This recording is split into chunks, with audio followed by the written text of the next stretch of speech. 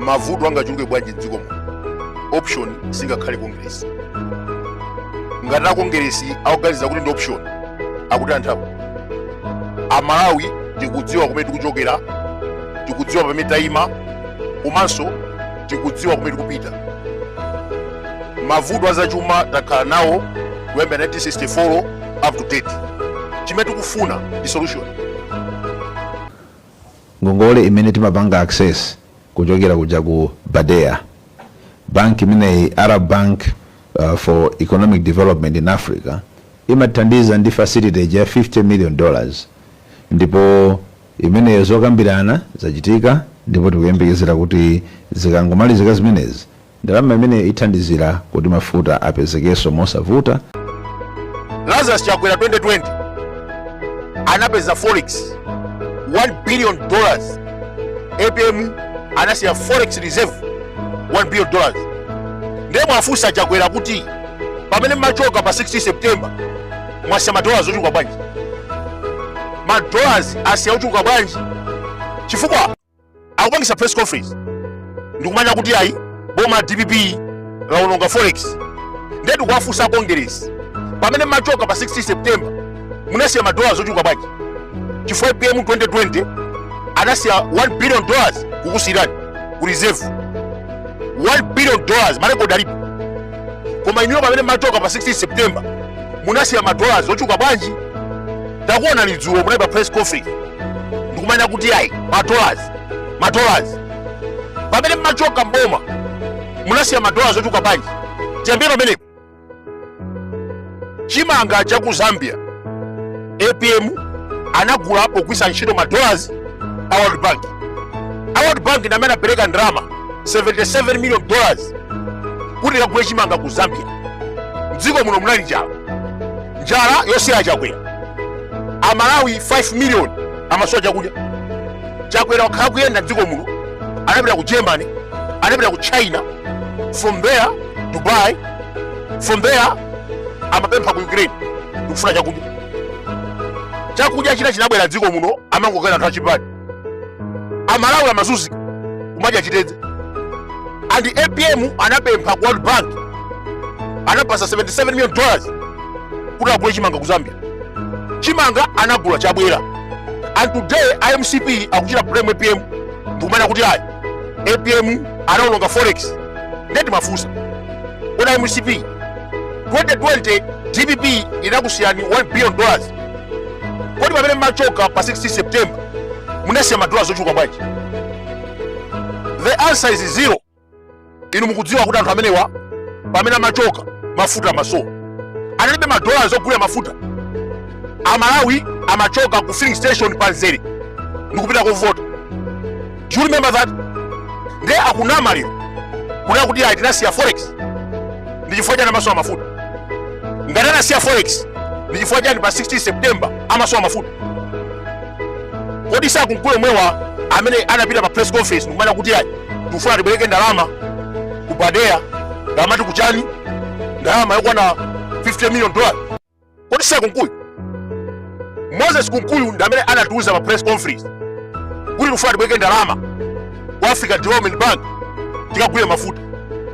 Lero akunkuyu akupita pa press conference ndikumanya kuti ayi tinasiya forex, unasiya kwa mako. Mafuta aja sitilipira kashi, timakhala kuti mafuta awo akutibwereka ifeyo tawatenga ndalama zakunja madollars ndiye tidzagulitse kuti tigulitsa mmakwacha tipeze ndalamazo tikalipire.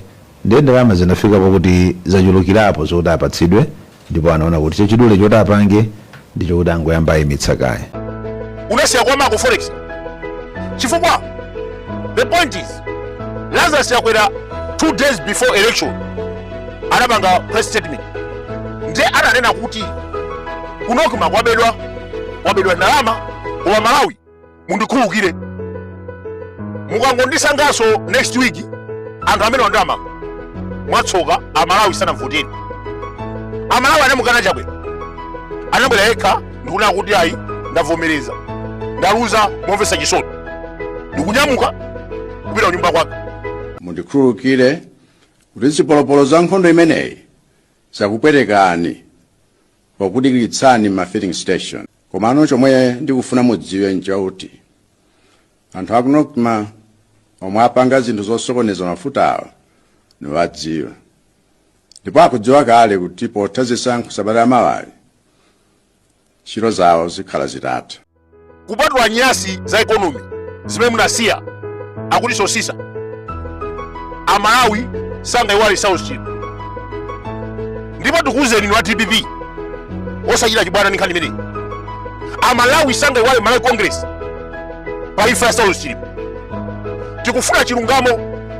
Anthu amene amangidwe akuti ndi Gedadzadza, ndiye kunali wina akuti nkokhwitiwa. Tikayang'ana kumalo kumene kunakwera ndege mitengo apo ndi apo, iyayi ndege imeneyi inafika ku Zuzu ndikuyibweza. Ripoti kutuza kuti no, ndege sinafike ku Zuzu. Black box ili kuti Amalawi don't divert attention. MCP yachita recruit anthu kuti azita divert ma attention anthu, but will not accept kuti muchita divert attention pa imfa yachilima. Tikudziwa kuti mukufuna kuthatha nkhani imeneyi, ndiye mukuti ayi inu a DPP takupasani 7 days pa nkhani ya kusowa kwa mafuta. Kodi Amalawi pamene mafuta amasowa anakupasani masiku angati? How many days? Anakusiyani kuti mukonze mafuta amene munali nawo akusowa kwa mafuta. Munalephera, and today mukubwera mukuti ayi amuthalika takupasani 7 days mukonze mavuto akusowa kwa mafuta. How? Forex munatenga inu Malawi Congress munabisa kunja. APM 2020 pamene amachoka mboma anakusiyani $1 billion. Koma inuyo mwasiya madola zochuluka bwanji. Tiwuzeni chifukwa pa press statement yanu imene machita choyamba mukanatifotokozera bwinobwino kuti akuti pamene timachoka mboma pa 16 September 2025 tinasiya madola ochuluka mwakuti. A DPP awononga madola amenewo zikanamvekatu. Koma kungobwera ndikuona kuti ayi madola asowa, madola zakati 16 September mafuta amasowa kusonyeza kuti madola zikunalibe. And APM akuyesesa kuti madola apezeke. Ndiye kukubwera kunkuyu akunkuyu nkhani yawitika sitaiwali. Apo ndiye tikuze mukhoza kubwera ndikumanena kuti ayi madola musabisanie ku madola chifukwa tikudziwa kuti MCP sinasiye madola. Ndiye tikukumbusani tikukumbusatu pa nkhani yawitika sitaiwali anaombedwa mkamu futi inali yanu achisale muziva kumene.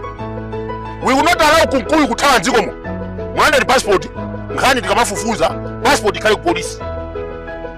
Alani Witika anaombedwa mkamu. Ife timayesa kuti pamene mwabwera kupangisa press conference mufotokoza nkhani imeneyi. Koma zona mukamba nkhani ya Forex iniyo simunasiye Forex. Kodi ni Forex imayidziwa? Malawi Congress Forex imayidziwa? 2020 APM anakusiyani $1 billion. 2025 munasiya madola zochuluka bwanji? Nothing.